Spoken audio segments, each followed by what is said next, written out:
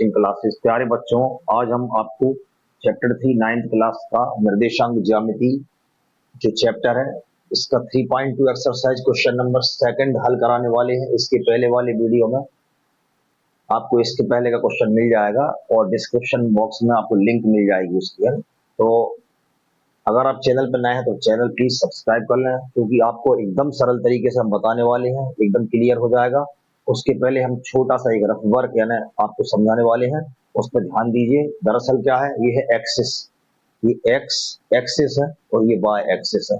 यहाँ पर x axis के धनात्मक वाले मान होते हैं, जैसे 1 2 3 4 5 6, और यहाँ पर इसी अक्ष के एक्स एक्सिस के ऋणात्मक वाले मान होते हैं।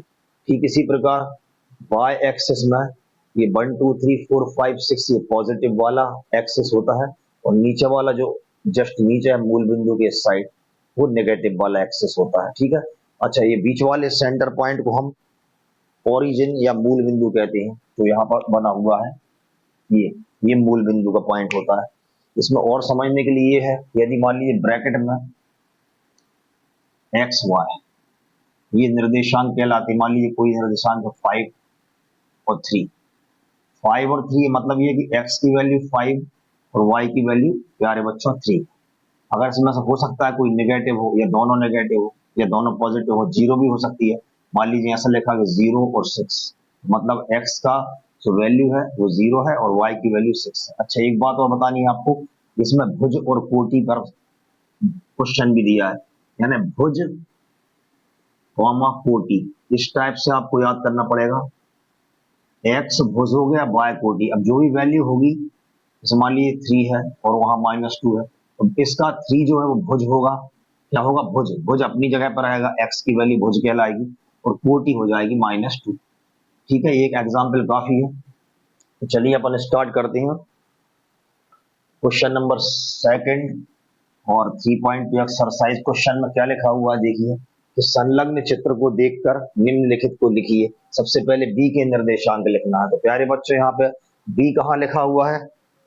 अब आप देखिए बी लिखा है यहाँ पर, ये हमारा बी है। ठीक है, इसके निर्देशांक उन्होंने पूछे, तो दरअसल इसके निर्देशांक क्या होंगे बी के, हम ये देखते हैं कि बी की वैल्यू एक्स वाली जो एक्स एक्सिस पर एक्स वाला जो वैल्यू दिया है वो -5 एक्स एक्सिस पर। पहला हमको एक्स की वैल्यू लिखना है, देखिए, और दूसरा फिर हमको वाई की वैल्यू लिखना है। तो एक्स की जो वैल्यू है वो एक्स एक्सिस पर मिलेगी और वाई की जो वैल्यू है वो वाई एक्सिस पर मिलेगी। ठीक है, तो एक्स की वैल्यू है कितनी? -5। हम यहाँ पे लिख सकते हैं -5। अच्छा, जब बी और वाई वाली वैल्यू हो जाएगी 2, हमारे पास बी के निर्देशांक के लिए पहला आंसर आ जाएगा। हम आंसर नंबर 1 लिख सकते हैं कि बी के निर्देशांक के लिए, मतलब हम पहला क्वेश्चन पहले का आंसर लिख लें, बी के निर्देशांक हमारे हो जाएंगे -5 कॉमा, तो ये हमारा पहला आंसर हो गया। अब सेकंड आंसर हमारा क्या है? सेकंड क्वेश्चन क्या है? सी के निर्देशांक लिखना है। क्या लिखना है? सी के निर्देशांक। बी के तो हमने लिख दिए प्यारे बच्चों, देखिए आप समझ में आया कि बी के निर्देशांक -5 और y की वैल्यू 2 है, तो -5 और 2 हो जाएगा। ये देखिए x एक्सिस पर -5 है और b की वैल्यू यहाँ पर कितनी है?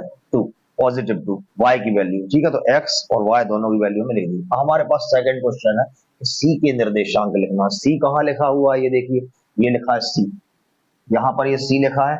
c के निर्देशांक में पहले x की वैल्यू कितनी है? 5 पॉजिटिव है ये, और y की वैल्यू कितनी है? -5। देखिए जहां c ज्वाइन हुआ है, ये लाइन जा रही है -5 से मैच हुई है, और ऊपर से ये सी वाले पॉइंट पर बिंदु पर लाइन 5 पे मैच हो रही है। मतलब एक्स की वैल्यू कितनी है? हम यहाँ पर लिख भी सकते हैं आंसर में, जैसे बी के निर्देशांक हमने ये आंसर मान लिया, लिख लिया -5 तो ये हमारा आंसर हो गया। ठीक है। अच्छा, अब सी की जो निर्देशांक है या सी की वैल्यू है वो कैसी आएगी? सी के निर्देशांक यहाँ 5 पॉजिटिव है और y पर -5 है, हमारा ये हो गया 5 -5। तो हम यहाँ पर आंसर में अलग से भी लिख सकते हैं। तो सेकंड वाले का आंसर क्या हुआ कि 5 -5 होगा, 5 और -5, क्योंकि x की वैल्यू +5 और y की वैल्यू कितनी है? -5। हमारे पास थर्ड क्वेश्चन है कि निर्देशांक ऋण 3 ऋण 5 द्वारा पहचाना गया बिंदु, और हमें ये देखना है कि ऋण 3 क्या है? x की वैल्यू, y की वैल्यू -5, तो ऋण 3 x की वैल्यू ऋण 3 ये हो गया, और y की वैल्यू -5 ये तो पहचाना गया बिंदु E। इन दोनों पर जो टच हो रहा है वो पॉइंट ई है, मतलब ऋण 3 और ऋण 5 इन दोनों को छूता हुआ, मतलब इनकी लाइन जो टच हो रही है वो एक तो ऋण 3x की वैल्यू और -5, तो यहाँ ई बिंदु होगा। हम चाहे तो यही ई के बाजू में ऋण 3 ऋण 5 लिख सकते हैं, ऋण 3 ऋण 5। तो ये बिंदु पूछा था कि निर्देशांक ऋण 3 ऋण 5 द्वारा पहचाना गया बिंदु, तो हम उसके आंसर में क्या लिख देंगे, -3 -5। थर्ड वाले का प्यारे बच्चों आंसर हो जाएगा -3 -5। अब फोर्थ क्वेश्चन की ओर हम चले। फोर्थ क्वेश्चन में निर्देशांक 2 ऋण 4 द्वारा पहचाना गया बिंदु। तो पॉजिटिव वैल्यू देखिए प्यारे बच्चों, यहाँ ऐसा करते हैं, पॉजिटिव वैल्यू यहाँ देखिए x और ये y है, दो पॉजिटिव वैल्यू x एक्सिस पर ये रही, ये दो। अच्छा ऋण 4 कहाँ है, y एक्सिस पर, ऋण 4 ये हो गया, वो वाला बिंदु G होगा। तो ऋण 3 सॉरी 2 ऋण 4 द्वारा पहचाना गया बिंदु क्या होगा, बिंदु G है। तो इसका आंसर क्या आ जाएगा, G। अपन यहाँ लिख सकते हैं 2 और कामा ऋण 4, ये बिंदु है, ठीक है। तो यहाँ हम आंसर में लिखेंगे 2 -4।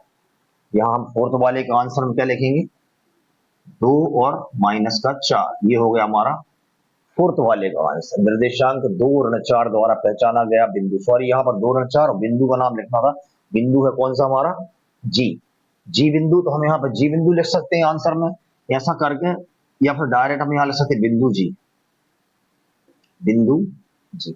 अच्छा इसके पहले अपन निर्देशांक ऋण 3 ऋण 5 द्वारा पहचाना गया बिंदु, थर्ड में बिंदु ना लिख के हम यहाँ लिख सकते हैं कौन सा, ऋण 3 ऋण 5 द्वारा पहचाना गया बिंदु, ऋण 3 x की वैल्यू और ऋण 5 y की वैल्यू, ये ई बिंदु। तो यहाँ बिंदु हम ई लिख सकते हैं, बिंदु ई। बिंदु का नाम न लिख के, निर्देशांक न लिख के, बिंदु का सीधे नाम लिखना था इन सवालों में, तीसरे और चौथे में। तो बिंदु ई और बिंदु जी हो गया। हमारे पास अगला क्वेश्चन है पांचवा। इस पांचवी में क्या लिखा हुआ है, डी का भुज। हमने आपको बताया था भुज और कोटि, पहला वाला भुज होता है, दूसरा कोटि होता है। हमें पहले ये देखना पड़ेगा कि बिंदु डी कहां पर है, बिंदु डी है यहाँ पर, ये देखिए। तो बिंदु डी में पहले हम निर्देशांक लिख लें। इसके निर्देशांक प्यारे बच्चों हो जाएंगे 6 और 2। इसका ना भुज पूछा है, तो भुज क्या है इसका, भुज है 6 और कोटि है 2, तो ना भुज पूछा है ना। तो हमको लिखना क्या, भुज, यानी आंसर में हमको सिर्फ क्या लिखना था, 6 लिखना। कितना लिखना था, 6। तो हम यहाँ क्या कर देंगे, फिफ्थ वाले के आंसर में 6 अकेला लिख सकते हैं, क्योंकि भुज जो है, तो भुज बराबर हम लिख दे रहे हैं, हमने भुज पूछा था तो डी का भुज, तो भुज बराबर 6। हम सिक्स्थ क्वेश्चन की ओर पहुंच गए। सिक्स्थ क्वेश्चन में बिंदु एच की कोटि, पहले बिंदु एच हम इसके निर्देशांक लिख लें, हम कोटि लिख लेंगे। बिंदु एच कहां पर है, ये है। अब इस एच की लिखना हमको कोटि लिखना है, भुज नहीं लिखना। तो कोटि कैसे हो जाएगी, पहले एक्स एक्सेस वाला वैल्यू लिखेंगे -5, और जब मिसमैच का ऐसा हो रहा है y की वैल्यू -3। तो आपको ध्यान आया कि ये तो भुज होता है, -5 भुज है, और ये जो -3 है वो कोटि है। इसका आंसर क्या हो जाएगा, कोटि बराबर -3। तो हम इस आंसर में सिक्स्थ के आंसर में लिख सकते हैं कोटि बराबर -3, कोटि बराबर माइनस का। ठीक है प्यारे बच्चों, इसके बाद हम सेवेंथ क्वेश्चन की ओर चलें। सेवेंथ क्वेश्चन में बिंदु एल के निर्देशांक पूछा है, तो बिंदु एल कहां पर है, ये। अब देखिए प्यारे बच्चों, एल है एक्सिस पर, मान लीजिए 5, यही बिंदु बना हुआ है इस अक्ष पर, वाई अक्ष पर। तो वाई अक्ष पर अगर कोई बिंदु बना हुआ होता है, वाई अक्ष पर पॉइंट लगा होता है, तो एक्स वाला निर्देशांक 0 होता है। तो मतलब हमारा ये है कि एल के निर्देशांक हो जाएंगे, एक्स वाला निर्देशांक 0 हो गया, तो वाई पे लिखा है 5, तो 0 5। तो प्यारे बच्चों एल के निर्देशांक हो जाएंगे 0 5। हम लिख सकते हैं इसका आंसर एल के निर्देशांक, पूछा एल के निर्देशांक, एल के निर्देशांक प्यारे बच्चे हो जाएंगे 0 5, ये। ठीक है, ये हो गया सेवेंथ वाले का आंसर। अब बिंदु एम के निर्देशांक, हमें बिंदु एम के निर्देशांक और लिखना है। बिंदु एम कहां पर है, ये रहा प्यारे बच्चों बिंदु एम। बिंदु एम के निर्देशांक में ये भी एक्सिस पर है, ये देखिए आप यहाँ पर बना हुआ है, मतलब ये एक्स की वैल्यू तो दर्शा रहा है, तो -3। तो वाई अक्ष पर ये 0 हो जाएगा, मतलब ये हुआ इसका आंसर एम के निर्देशांक है ऋण 3 0, क्योंकि एक्स पर इसका अस्तित्व है, एग्जिस्टेंस है, यहाँ ऋण 3 लिखेंगे, और वाई जो है वो वाई 0 हो जाएगा, वाई एक्सिस पे 0, यानी ऋण 3 0 इसका आंसर आ जाएगा। हम यहाँ लिख सकते हैं एट्थ वाले के आंसर में कि एम के